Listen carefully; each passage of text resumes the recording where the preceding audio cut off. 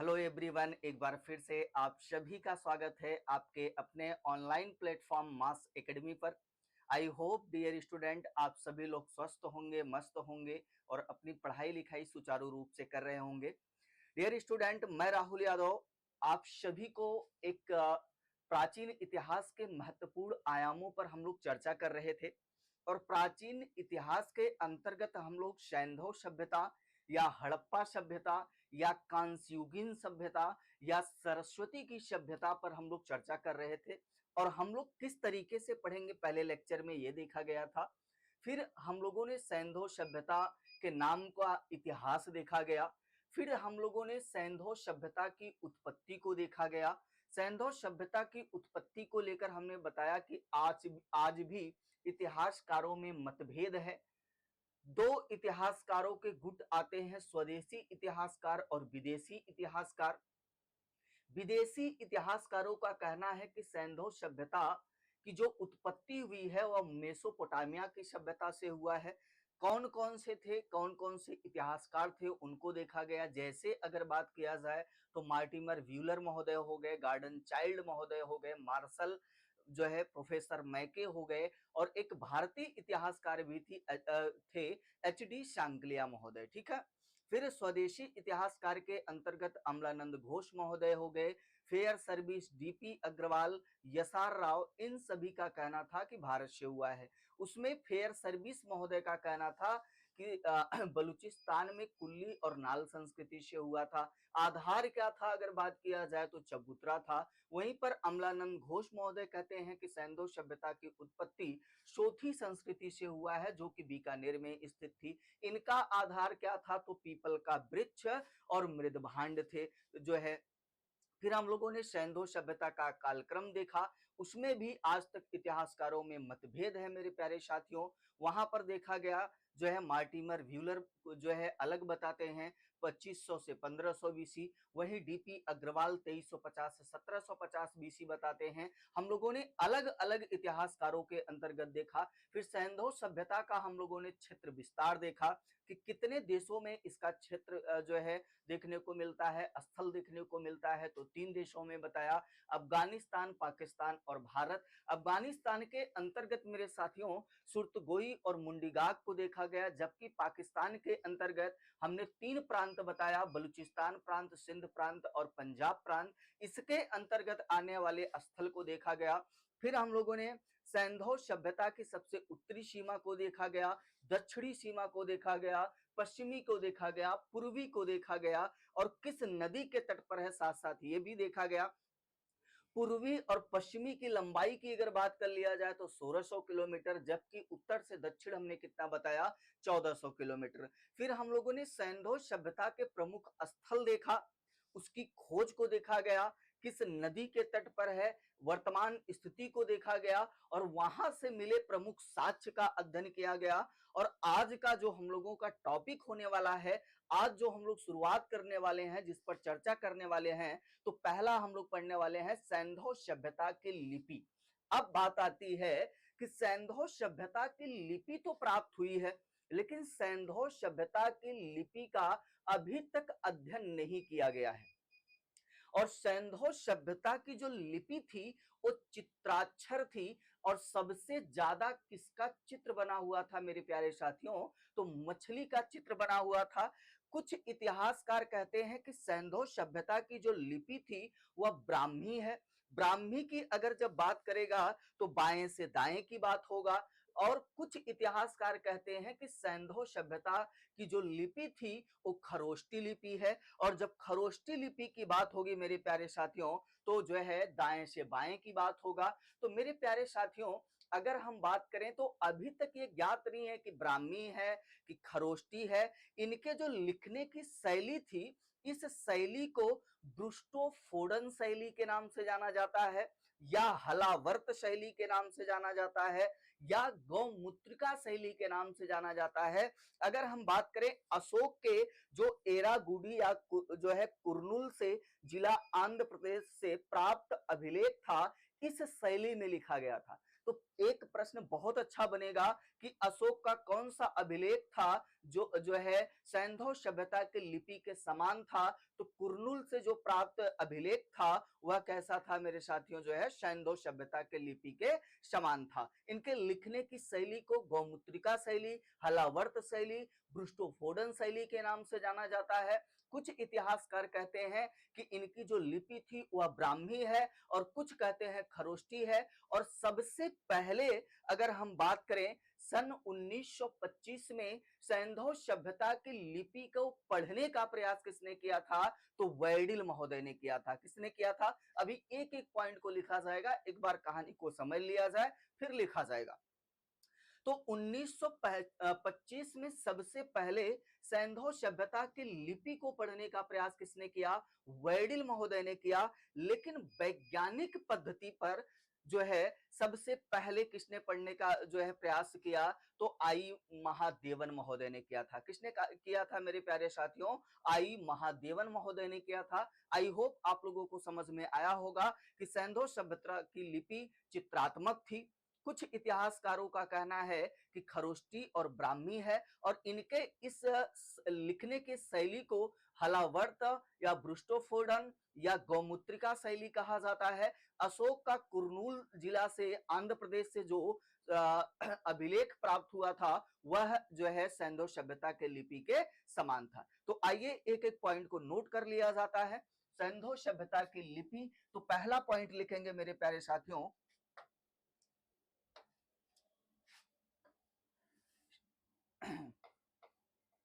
सैंधव सभ्यता की लिपि, सैंधव सभ्यता की लिपि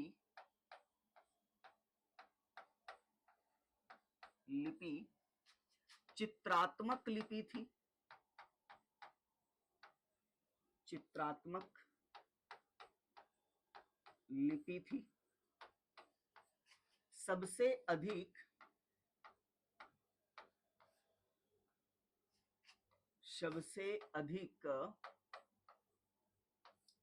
मछली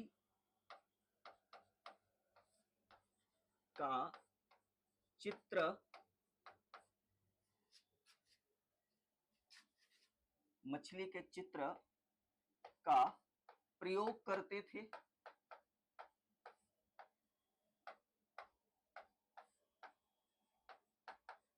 सैंधव सभ्यता की लिपि, सैंधव सभ्यता की लिपि अभी तक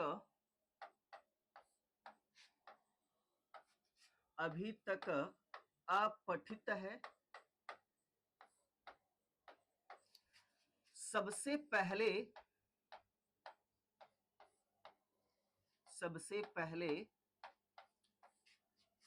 1925 ईस्वी में 1925 ईस्वी में वैडिल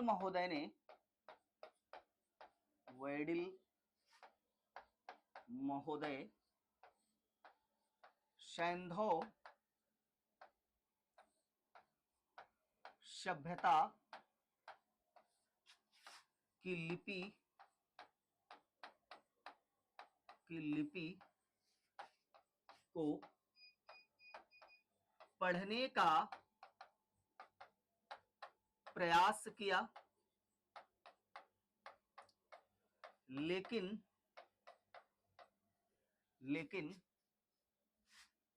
वैज्ञानिक तरीके से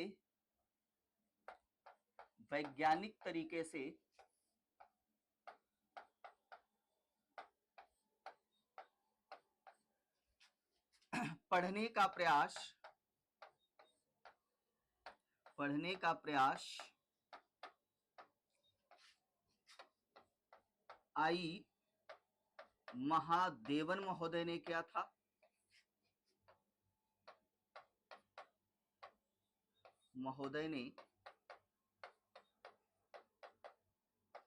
था। अगला पॉइंट लिखेंगे हम लोग, कुछ इतिहासकार कुछ इतिहासकार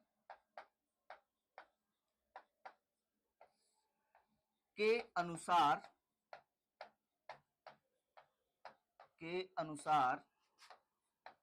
सैंधव सभ्यता की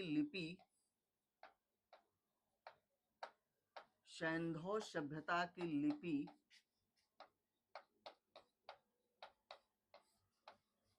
ब्राह्मी लिपि है।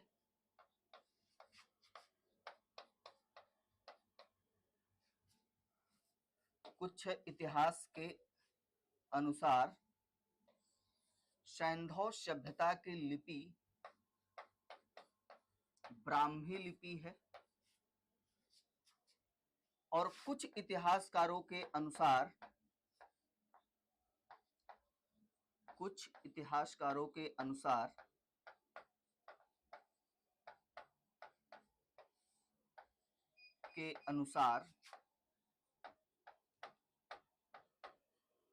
खरोष्टी लिपि है।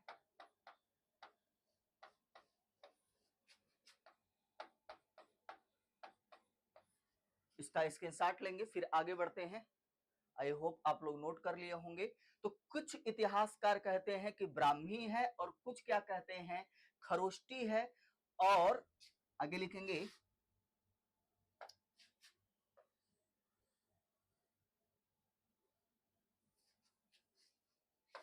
पॉइंट करके लिखेंगे, सैंधव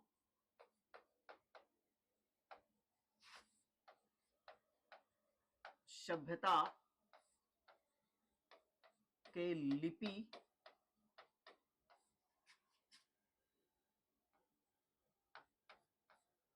लिपि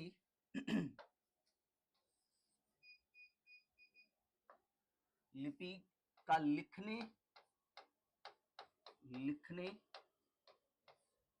के शैली को गौमुत्रिका शैली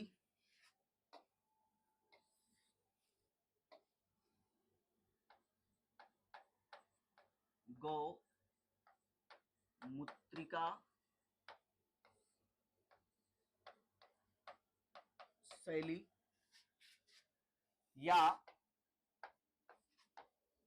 हलावर्त शैली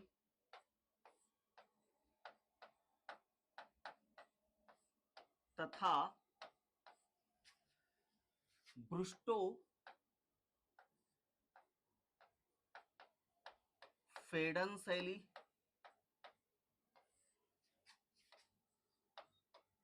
शैली के नाम से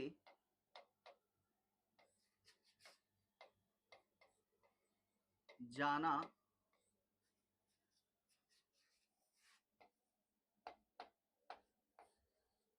जाता है। अगला पॉइंट क्या लिखेंगे मेरे प्यारे साथियों, तो अगला पॉइंट लिखेंगे अशोक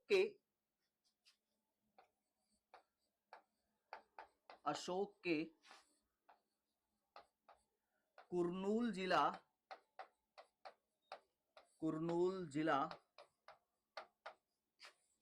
ये कहां पड़ता था, आंध्र प्रदेश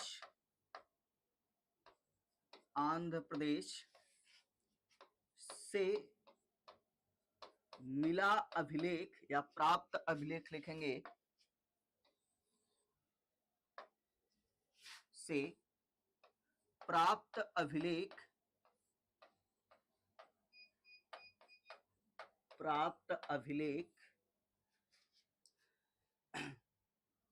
इस शैली में लिखा गया है। इस शैली में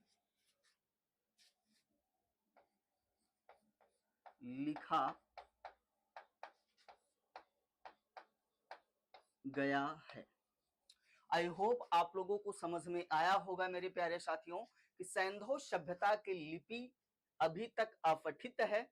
कुछ इतिहासकार कहते हैं खरोष्टी है, कुछ इतिहासकार कहते हैं ब्राह्मी है। फिर बात आई सबसे पहले किसने पढ़ने का प्रयास किया था, तो सबसे पहले किसने पढ़ने का प्रयास किया, वैडिल महोदय ने 1925 में। वैज्ञानिक तरीके से इसका अध्ययन किसने किया था, तो आई महादेवन ने किया था। और जो अशोक का अभिलेख कुर्नूल जिला आंध्र प्रदेश से प्राप्त हुआ था, इसी शैली में लिखा गया है। तो ये जो है इंपॉर्टेंट लाइन कर लेंगे, जो है आपसे प्रश्न बन सकता है अच्छा खासा, और यहाँ पर कंफ्यूजन होता है। इनकी लिपि जो थी वो कैसी थी, चित्रात्मक थी, है ना। आई होप आप लोग नोट कर लिए होंगे। तो अब आप लोग अपने कॉपी में हेडिंग करेंगे नगर नियोजन, सैंधव सभ्यता का नगर नियोजन। आइए सैंधव सभ्यता के नगर नियोजन पर चर्चा किया जाता है साथियों, और इसके नगर नियोजन को समझा जाएगा पहले, फिर हम लोग क्या करेंगे, एक एक को जो है नोट डाउन करेंगे। आइए तो हेडिंग करेंगे सैंधव सभ्यता का, सैंधव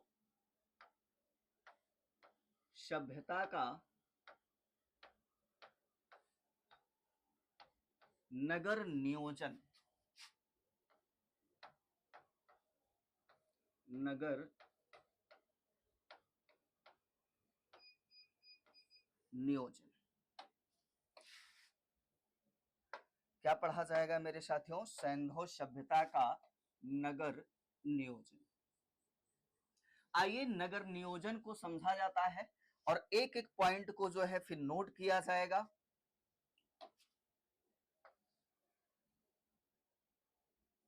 ठीक है, दिख रहा होगा।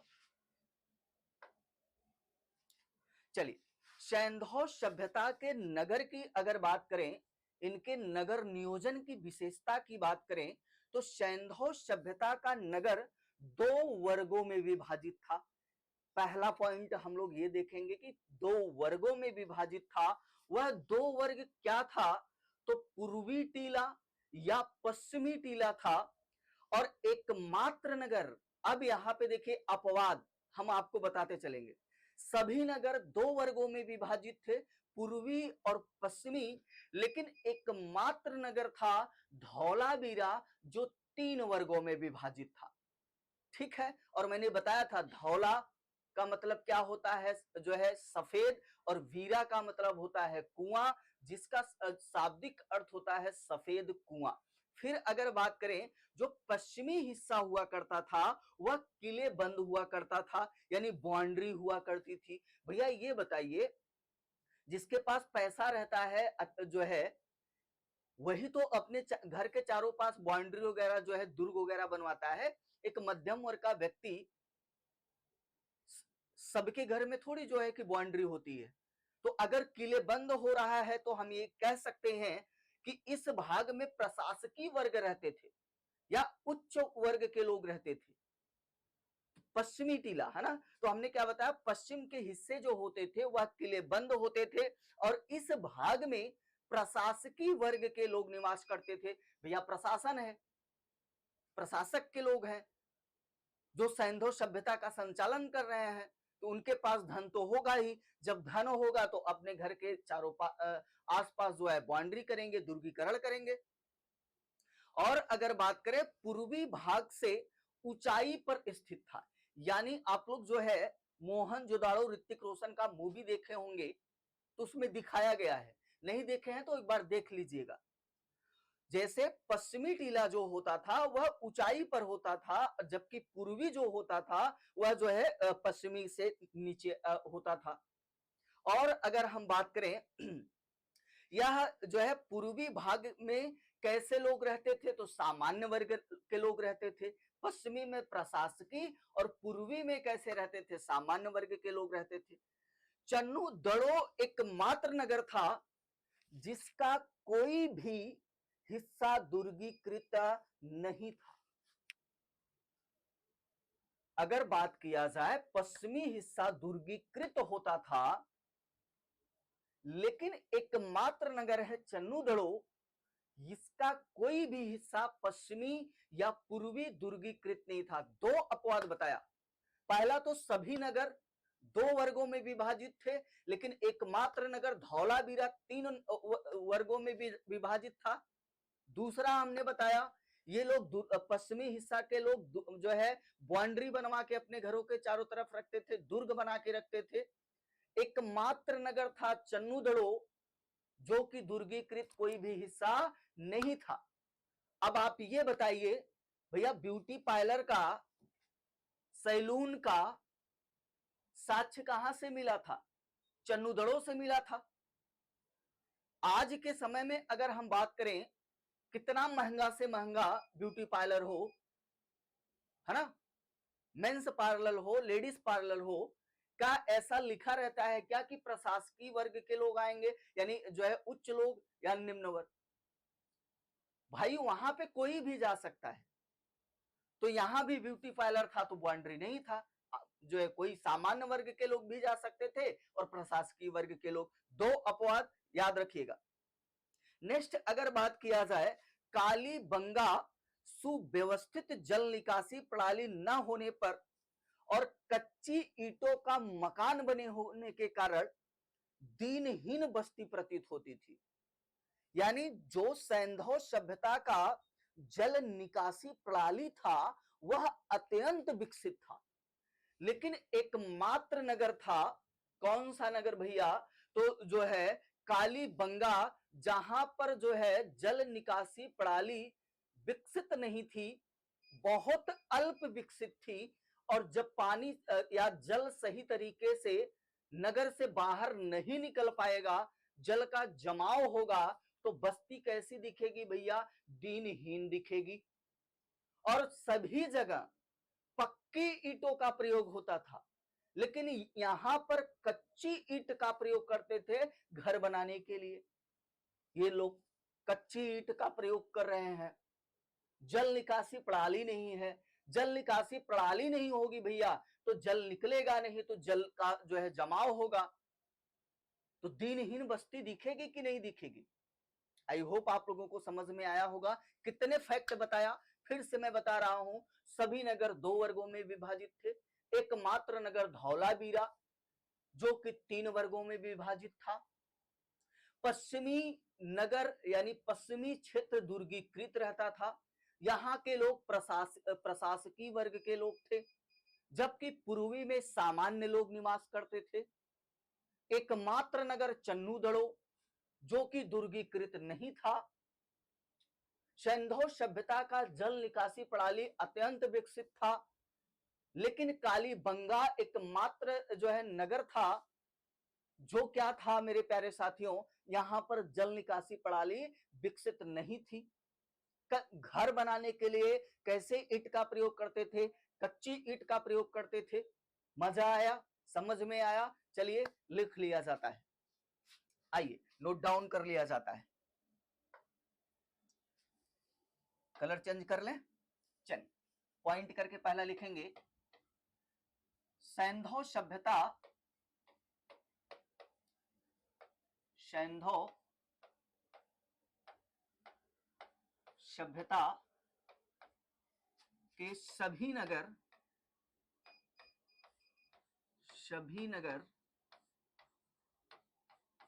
दो वर्गों में विभाजित था। दो वर्गों में विभाजित थे।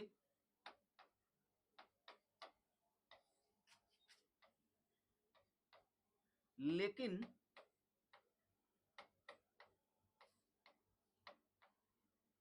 दो वर्गों में विभाजित थे।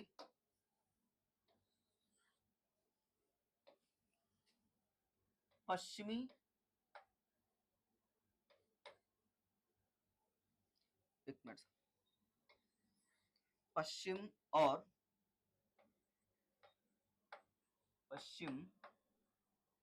और पूर्वी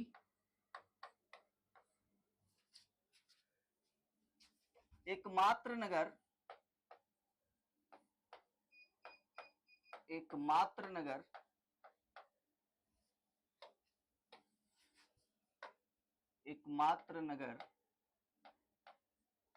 धौलावीरा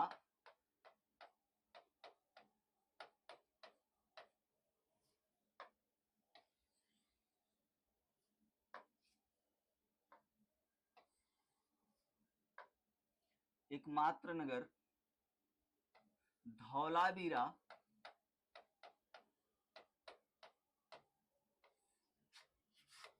तीन वर्गों में विभाजित था। 3 वर्गों में विभाजित था। अगला पॉइंट, पश्चिमी हिस्सा या पश्चिम का भाग दुर्गी कृत था और यहां पर प्रशासकीय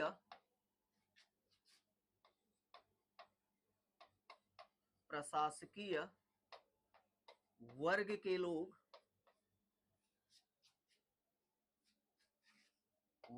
लोग रहते थे एवं पूर्व के पूर्वी भाग से ऊंचाई पर स्थित था।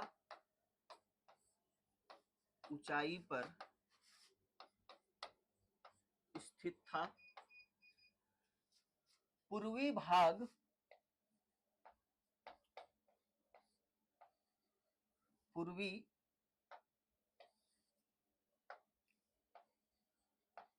भाग में सामान्य लोग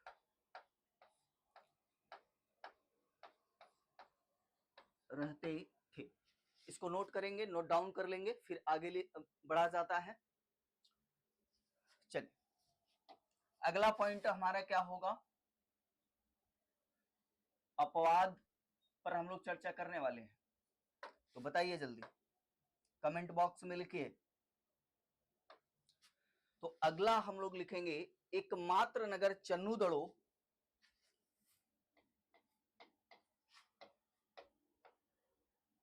एक मात्र नगर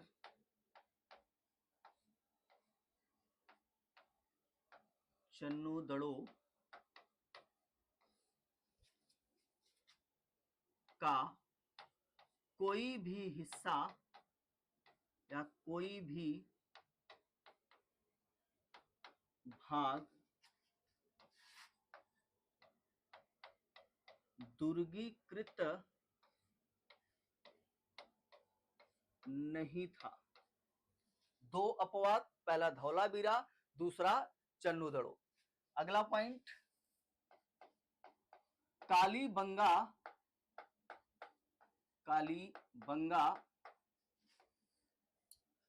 एकमात्र नगर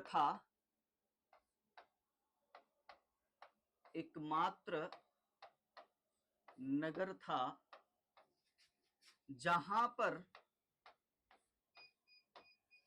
पर जल निकासी प्रणाली अल्प विकसित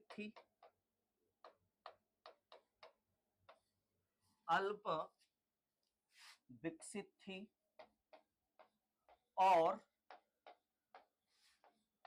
मकान बनाने के लिए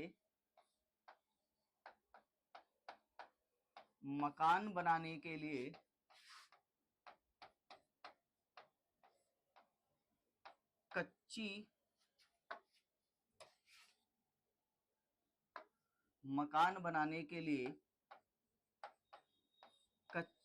ईंट का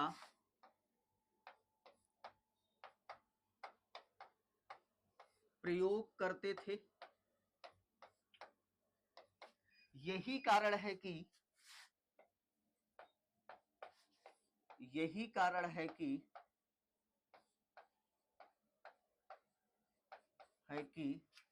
यह नगर दीनहीन दिखता था। दीनहीन दिखता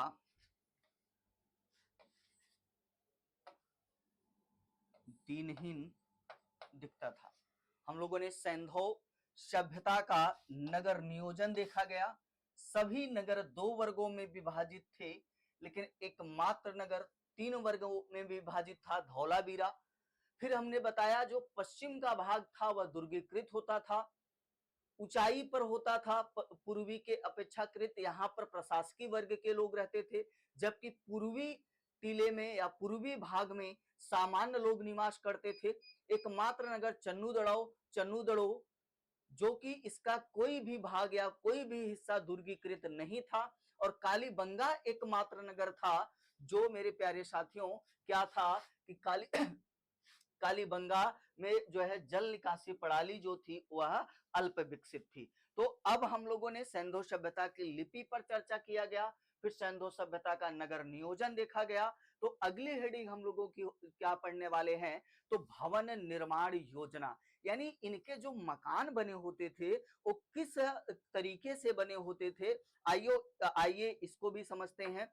हड़प्पा सभ्यता की अगर हम बात करें या सैंधव सभ्यता की अगर हम बात करें, इनके जो भवन के निर्माण के लिए कैसे ईंट का प्रयोग करते थे मेरे प्यारे साथियों, तो घनाकार ईंट का प्रयोग करते थे। कैसे ईंट का प्रयोग करते थे बताइए, घनाकार ईंट का प्रयोग करते थे। और अगर हम बात करें जो इनका अनुपात होता था घनाकार ईंट का लंबाई चौड़ाई और मोटाई का, वह 24-14-76 मीटर हुआ करता था। नेक्स्ट अगर बात करें, हड़प्पा सभ्यता के लोग जो थे, न्यू, भाई जब मकान बनता है तो न्यू डालते हैं कि नहीं, आज भी न्यू पड़ता है कि नहीं पड़ता है।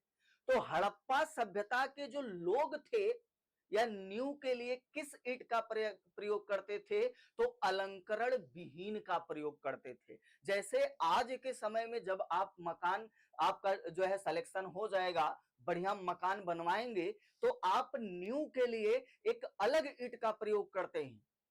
तो उसी प्रकार से ये मकान बनाने के लिए कैसे ईंट का प्रयोग करते थे, घनाकार ईंट का, लेकिन न्यू बनाने के लिए कैसे ईंट का प्रयोग करते थे, अलंकरण विहीन ईंट का प्रयोग करते थे, यानी कोई अलंकरण या कोई चित्र नहीं हुआ करता था। और अगर बात करें, लेकिन इसका अपवाद एक है मेरे साथियों, और हमेशा अपवाद को जो है याद रखिएगा, नहीं तो ये आपके परीक्षा के लिए बहुत घातक हो सकता है। इसका अपवाद कालीबंगा है, जहां से अलंकृत ईंट का प्रयोग जो है साक्ष्य मिला हुआ है। हमने क्या बताया, ये लोग न्यू घरों की न्यू बनाने के लिए अलंकृत विहीन ईंट का प्रयोग करते थे, लेकिन एकमात्र नगर था कालीबंगा जहां से अलंकृत ईंट का प्रयोग हुआ था, है ना। और अगर बात करें ईंटों की चिनाई के लिए यानी जुड़ाई के लिए, आज भी जुड़ाई के लिए आप बालू या सीमेंट का प्रयोग करते हैं कि नहीं करते हैं। तो सैंधव सभ्यता के लोग जो एक ईंट होती थी दूसरे ईंट को जोड़ने के लिए किसका प्रयोग करते थे मेरे साथी, तो चिनाई के लिए ये लोग जो है ईंटों के चिनाई के लिए जिस पद्धति का प्रयोग करते थे उसे इंग्लिश बॉन्ड मेथड के नाम से जाना जाता है। किस मेथड के नाम से जाना जाता है, जो है इंग्लिश बॉन्ड मेथड के नाम से जाना जाता है। और एक इतिहासकार थे मैके, प्रोफेसर मैके, जो कि विदेशी इतिहासकार हैं, इन्होंने बताया था कि सैंधव सभ्यता की उत्पत्ति मेसोपोटामिया की सभ्यता से हुई थी। यह मोहनजोदाड़ो से चूने पत्थर की बनी साहुल सूत्र का जो है प्राप्त किए थे, साक्ष्य मिला था। देखिए प्रश्न बना, साहुल एवं सूत्र जो है सॉरी सूत्र करें सूत का साक्ष्य कहां से मिला था, मोहनजोदड़ो से मिला था। किसको प्राप्त हुआ था, प्रोफेसर मैके को प्राप्त हुआ था। कैसे ईंट का प्रयोग करते थे, घनाकार ईंट का प्रयोग करते थे। जो है न्यू के लिए कैसे ईंट का प्रयोग करते थे, अलंकरण विहीन का जो है। लेकिन एकमात्र नगर कौन सा बताया, कालीबंगा, जहां से अलंकृत ईंट का साक्ष्य प्राप्त हुआ है। नेक्स्ट अगर बात करें, इस काल के जो भवन होते थे मेरे प्यारे साथियों, उनके जो भवन के दरवाजे होते थे वह प्राय मुख्य सड़क की ओर ना खुल करके प्राय गली में खुलते थे। सोचिए कितना बढ़िया ये लोग वैज्ञानिक तरीके से अपने मकान को बनाते थे।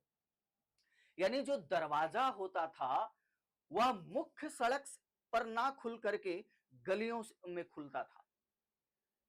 लेकिन लोथल एकमात्र स्थल है, अपवाद फिर आया, लोथल एकमात्र स्थल था जिसका दरवाजा मुख्य सड़क की तरफ खुलता था। सभी जो भवन होते थे, इनके दरवाजे जो होते थे वो किधर खुलते थे मेरे प्यारे साथियों? तो गलियों में खुलते थे, मुख्य सड़क की तरफ नहीं खुलते थे। लेकिन एकमात्र नगर कौन सा था? लोथल, जिसका दरवाजा जो था वो मुख्य सड़क की ओर खुलता था। आई होप आप लोगों को भवन निर्माण समझ में आया होगा। तो एक एक पॉइंट को लिख लिया जाए। आप लोग कमेंट बॉक्स में कमेंट करेंगे, साथ ही आप लोग को समझ में आ रहा है कि नहीं आ रहा है। और कहीं भी कोई भी क्वेश्चन हो जहां ना समझ में आए, आप लोग उसको कमेंट के माध्यम से जरूर पूछ सकते हैं। दोबारा समझाएंगे, तब तक समझाएंगे। मैं हमेशा कहता हूं, जब तक कि हिस्ट्री, इतिहास आपके डीएनए में ना उतार दूं तब तक। और हाँ, वीडियो अच्छा लगे तो अधिक से अधिक सब्सक्राइब करें मेरे साथी अपने यूट्यूब चैनल को, शेयर करें, वीडियो अच्छा लगे तो लाइक करें, क्योंकि आप लोगों के लाइक से, कमेंट से, शेयर से, सब्सक्राइब से हम लोगों को ग्लूकोज मिलता है। और जब बॉडी में ग्लूकोज रहता है तो फिर एनर्जी होती है, एटीपी होती है। और जब एटीपी होती है तो शरीर एकदम ऊर्जा से भरपूर रहती है और पढ़ाने में मजा आता है। तो अब मेरा एटीपी, हम जो है, हम टीचर का एटीपी या ग्लूकोज का कार्य आप लोग जो है, ग्लूकोज कौन देते हैं? आप लोग देते हैं। इतना तो कर ही सकते हैं। वीडियो को लाइक कीजिए मेरे साथी। और मैं हमेशा कहता हूं कि आप कहीं मत जाइए, इधर उधर कहीं मत भटकिए। आप अपने ऑनलाइन प्लेटफॉर्म मास एकेडमी पर बने रहिए। आपको सारे कंटेंट मिलेंगे, सारे पीवाईक्यूज मिलेंगे, परीक्षा की रणनीति क्या होगी, सब कुछ आपको विधिवतपूर्ण समझाएंगे। चलिए नोट डाउन कर लिया जाए, ज्यादा समय ना खराब करते हुए। तो आइए, हेडिंग हम लोगों की क्या होने वाली है? भवन निर्माण योजना। इसको नोट कर लिए होंगे या स्क्रीनशॉट ले लेंगे? भवन निर्माण योजना।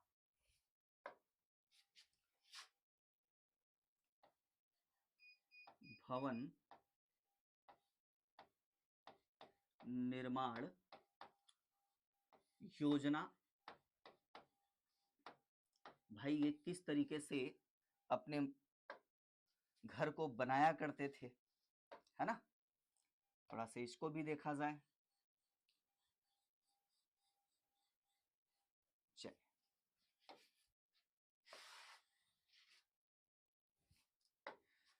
भवन निर्माण योजना समझ लिया गया है। आइए एक एक पॉइंट को अब लिख लिया जाता है।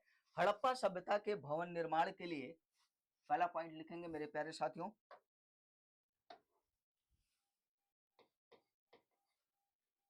हड़प्पा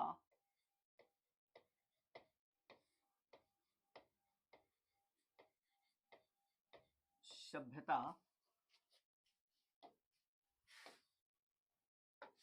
हड़प्पा सभ्यता भवन निर्माण के लिए भवन निर्माण के लिए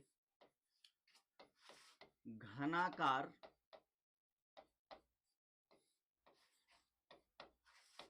ईंट का प्रयोग करते थे, जबकि न्यू निर्माण के लिए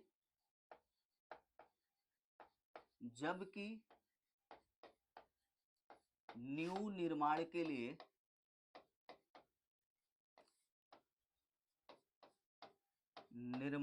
लिए जबकि न्यू निर्माण के लिए अलंकृत विहीन ईंट का प्रयोग करते थे।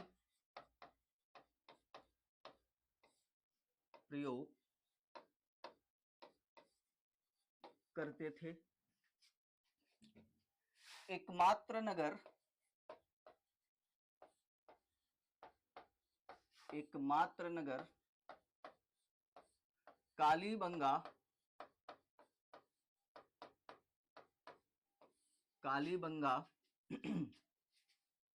से अलंकृत ईंट का साक्ष्य प्राप्त हुआ था। ईंटों की चिनाई के लिए अगला पॉइंट लिखेंगे, ईंट के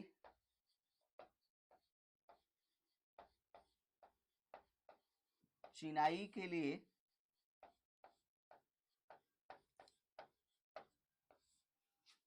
इंग्लिश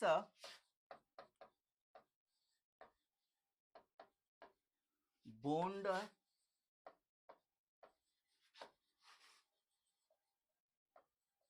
मेथड का प्रयोग करते थे।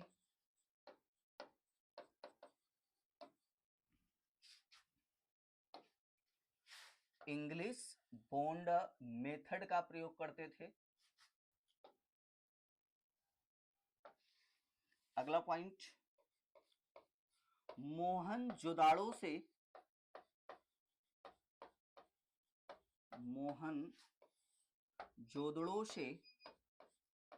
प्रोफेसर मैके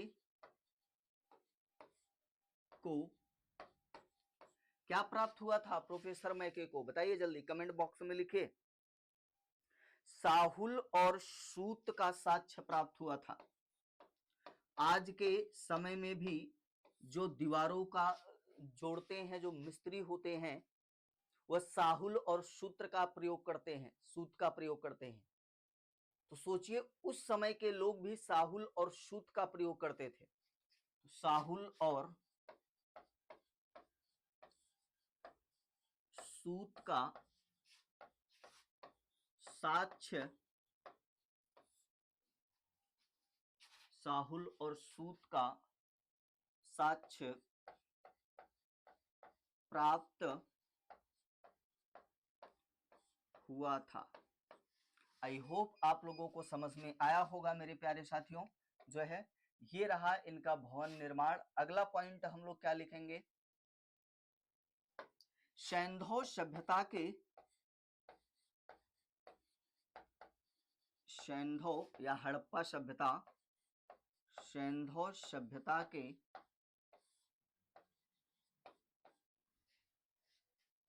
बताइए, सैंधव सभ्यता के भवन के दरवाजे, भवन के दरवाजे मुख्य सड़क पर, मुख्य सड़क पर ना खुल करके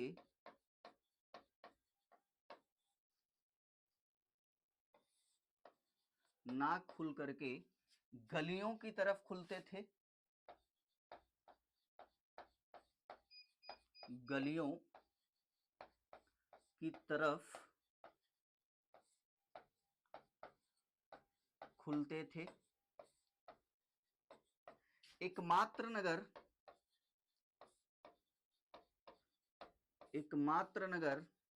कौन सा नगर जहां से फारस का मोहर प्राप्त हुआ था?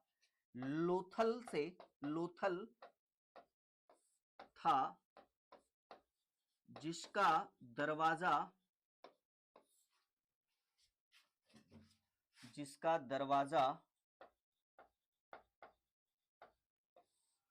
मुख्य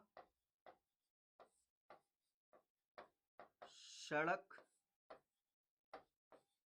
की ओर खुलता था। तो जो सभी नगर थे या सभी भवन थे, उनके जो दरवाजे थे वह प्रायः गलियों की तरफ खुलते थे। एकमात्र नगर यानी एकमात्र स्थल कौन सा? लोथल था, जिसका जो है जो दरवाजा था वो गलियों की तरफ ना खुल करके किधर खुलता था मेरे प्यारे साथियों, मुख्य सड़क की तरफ खुलता था। आइए अब चलते हैं अगले हेडिंग पर। आई होप आप लोगों को समझ में आया होगा, है ना, समझ में आया। चलिए चलते हैं आगे और समझा जाता है अगले हेडिंग को। अब अगली हेडिंग हम लोग देखेंगे सैंधव सभ्यता का नगर नियोजन। क्या देखा जाएगा मेरे प्यारे साथियों, सैंधव सभ्यता का सैंधव सभ्यता का नगर नियोजन करें। सैंधव सभ्यता की राजनीतिक स्थिति को देखा जाएगा। भाई इसकी कोई ना कोई राजनीतिक स्थिति तो रही होगी ना। जिस सभ्यता का समय काल लगभग 1500 वर्षों तक रहा, वो कैसे चला। 1500 सैंधव सभ्यता का लगभग हम लोग जो है 1500 वर्षों का इतिहास का अध्ययन करते हैं, तो ये कैसे जो है कि चलता रहा होगा। उससे यह अनुमान लगाया जा सकता है कि कोई न कोई राजनीतिक संगठन रहा होगा। 5 साल के लिए प्रधानमंत्री चेंज हो जाते हैं, मुख्यमंत्री चेंज हो जाते हैं, सरकार चला नहीं पाते हैं, आपातकाल लग जाता है। भाई इनका इतिहास जो 15 वर्षों का रहा, कोई न कोई राजनीतिक जो है संस्था रही होगी या नहीं रही होगी, तो अनुमान तो लगा सकते हैं ना कि कोई न कोई राजनीतिक संस्था रही होगी, तभी 1500 वर्षों का इनका इतिहास चला। और विशेषता आप देख ही रहे हैं कितने वैज्ञानिक तरीके से है। तो हम अनुमान लगा सकते हैं कि उस सभ्यता को चलाने के लिए, किस सभ्यता को चलाने के लिए, सैंधव सभ्यता को चलाने के लिए कोई न कोई राजनीतिक संगठन रहा होगा। और अगर हम बात करें, लेकिन ऐसा कोई साक्ष्य, कोई एविडेंस, कोई प्रूफ नहीं मिलता है कि कोई राजनीतिक संस्था थी।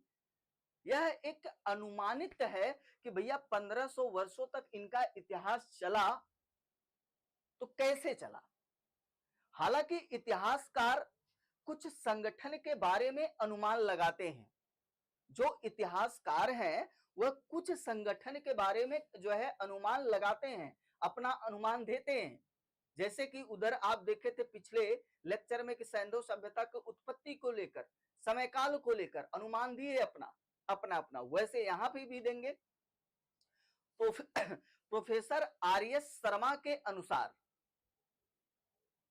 आर.एस. शर्मा कौन, राम शरण, है ना, के अनुसार हड़प्पा का शासन वणिक वर्ग के हाथों में था। यानी जो हड़प्पा सभ्यता थी, इसका शासन किसके हाथों में था, वणिक वर्गों के हाथों में था। क्योंकि सैंधव सभ्यता का जो है का व्यापार अत्यंत विकसित था।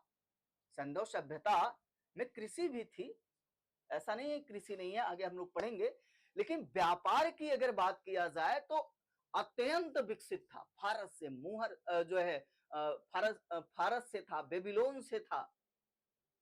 सोचिए उस समय व्यापार हुआ करता था। तो इस वजह से ये पॉइंट नोट ध्यान में रखिएगा, एकदम चाय पी के फ्रेश माइंड से बैठिए। आर.एस. शर्मा ने बताया कि सैंधव सभ्यता का जो है प्रशासन वर्ग था या समाज था, ये किसके हाथों में था, वणिक वर्ग के हाथ में था।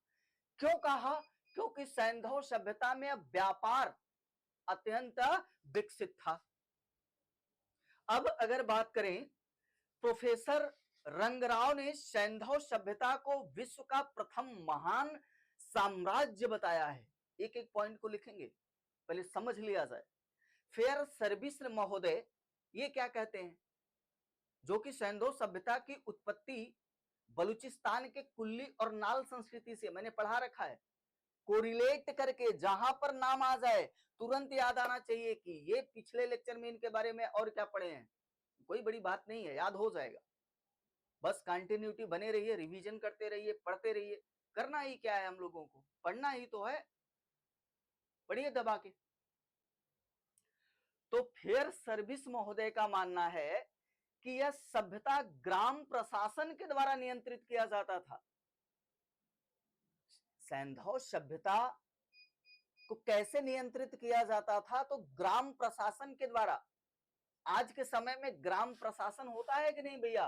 गांव की मुखिया होते हैं कि नहीं होते हैं? प्रधान जी होते हैं कि नहीं होते हैं?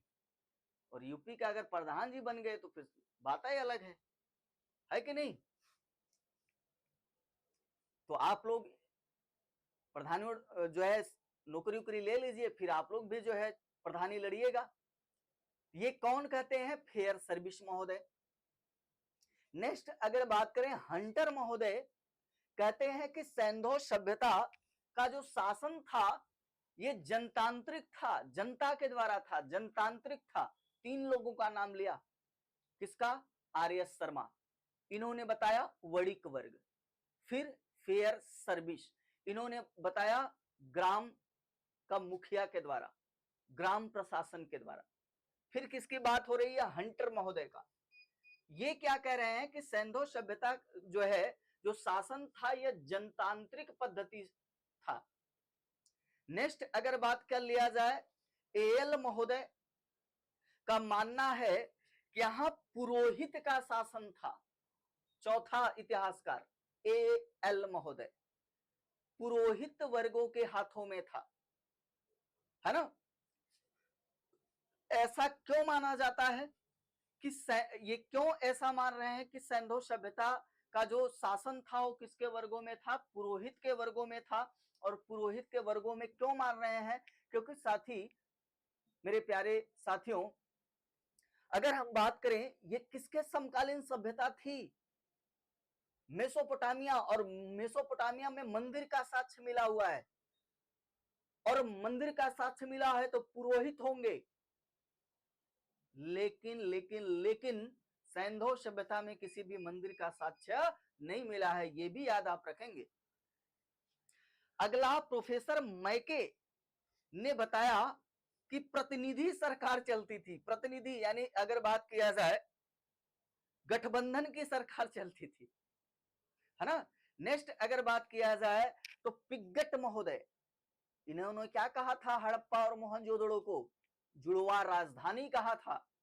पिग्गट कहते हैं कि यह केंद्रीकृत समाज था। कैसा था? केंद्रीकृत समाज था। ये रहा सैंधव सभ्यता की राजनीतिक स्थिति। आइए एक एक पॉइंट को नोट डाउन कर लिया जाता है। आई होप आप लोगों को समझ में आया होगा। ठीक है, चलिए तो हम लोग हेडिंग क्या करने वाले हैं मेरे प्यारे साथियों? तो हम लोग हेडिंग करने वाले हैं सैंधव सभ्यता की राजनीतिक स्थिति।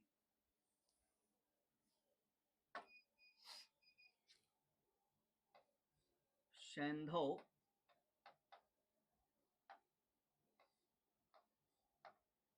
सभ्यता की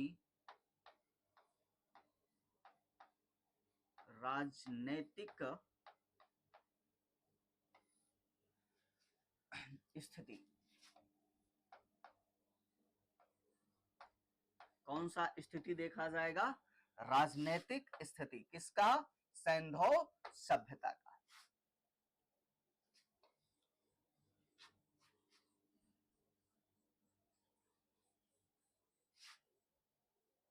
चलिए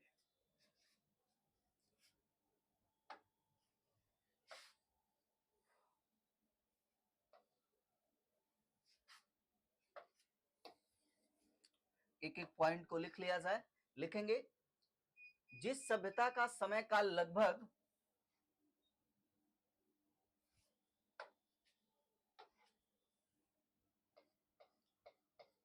जिस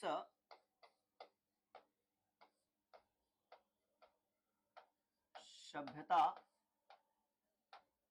का समय काल लगभग 1500 वर्षों का था,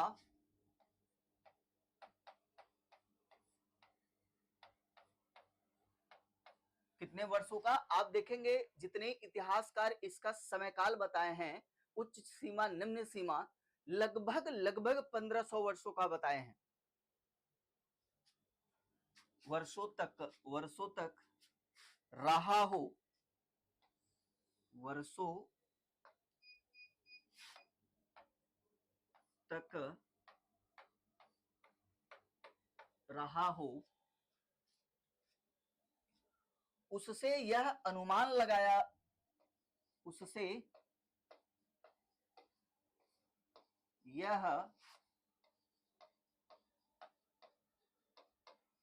अनुमान लगाया जा सकता है कि कोई ना कोई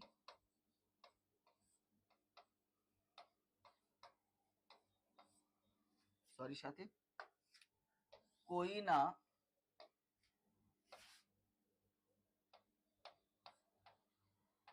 कोई राजनैतिक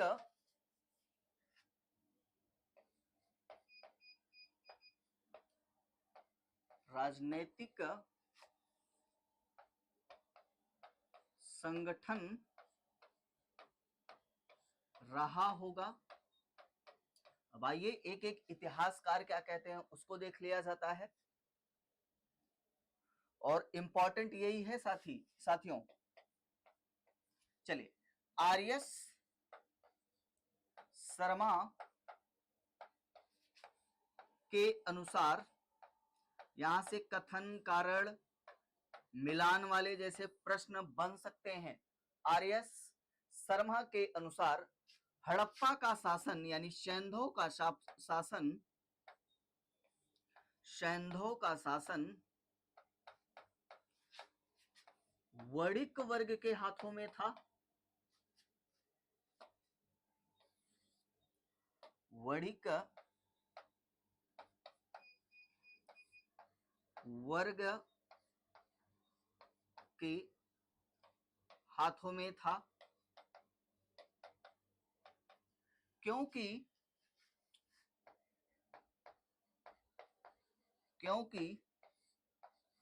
सैंधव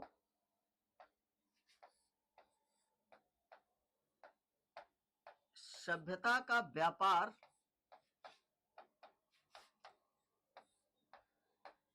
अत्यंत विकसित था। ये रहा, कौन कर रहे हैं, वणिक वर्गों के हाथों में था, तो आर.एस. शर्मा महोदय कर रहे हैं। चलिए अगला इतिहासकार देखते हैं, इसको आप लोग नोट कर लेंगे, स्क्रीनशॉट ले लेंगे इसका, फिर आगे बढ़ा जाता है।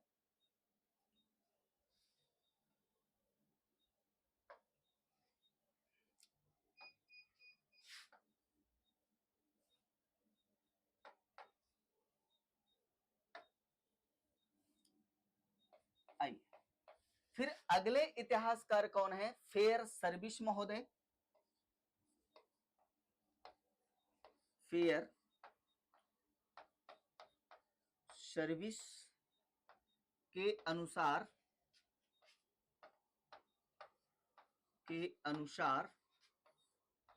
सैंधव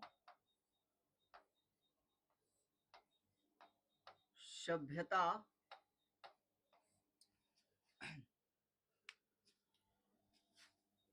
ग्राम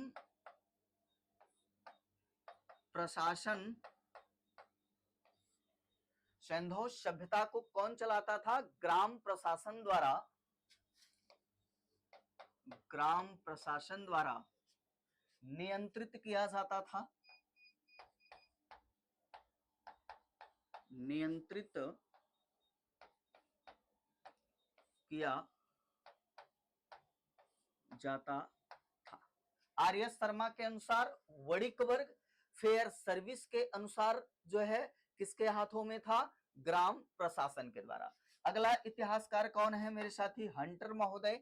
इनके अनुसार आइए देखा जाता है कि हंटर जी क्या कहते हैं।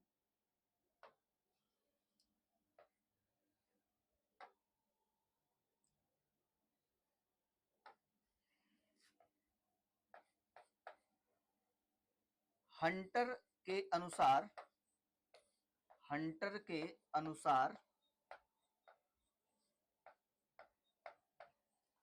हंटर के अनुसार सैंधव सभ्यता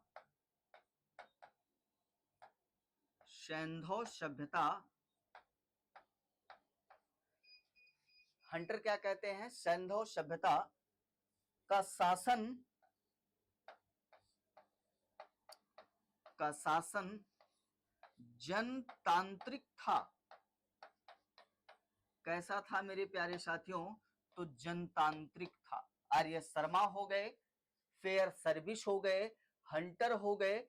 आइए एएल महोदय के अनुसार देख लिया जाता है, ये क्या कहते हैं,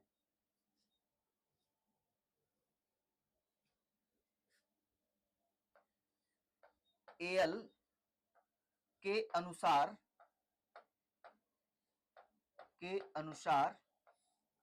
सैंधव सभ्यता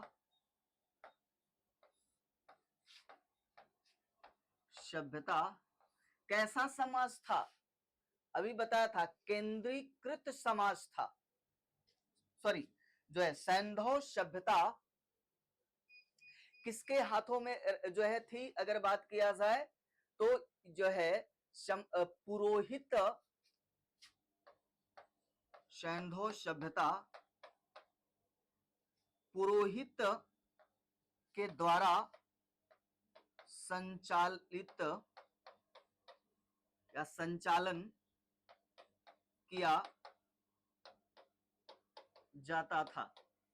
कितने इतिहासकार हो गए, 4। एएल महोदय जो है पुरोहित के द्वारा, क्योंकि मेसोपोटामिया इसके समकालीन सभ्यता थी और वहां पर मंदिर का साक्ष्य मिला था, तो भैया पुरोहित तो होंगे। लेकिन ऐसा जो है अपने भारत में सैंधव सभ्यता में कोई भी मंदिर का साक्ष्य नहीं मिला था। आई होप आप लोग इसको नोट कर लिए होंगे।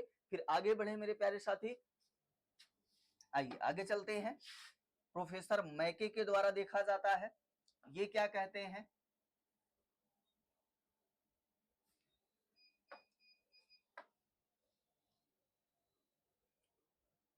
आइए मैके के अनुसार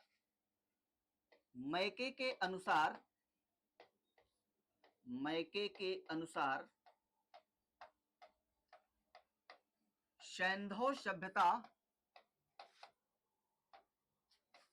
मैके के अनुसार